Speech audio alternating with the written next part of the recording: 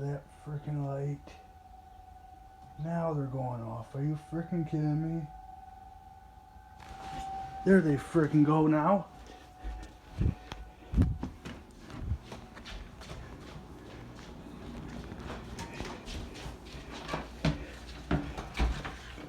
God damn it.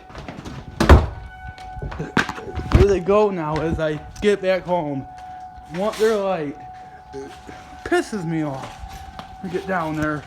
But that's bullshit. There they go. Let's see if that thing even turned.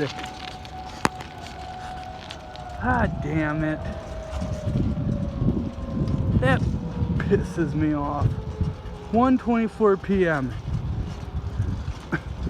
I guess we know what not to do this time. We sit there for a half hour and wait, I guess. Try again next month, folks.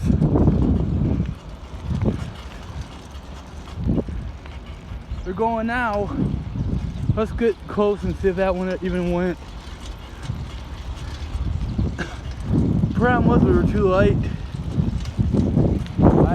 That's how you never want to give up hope. You should have stayed over there.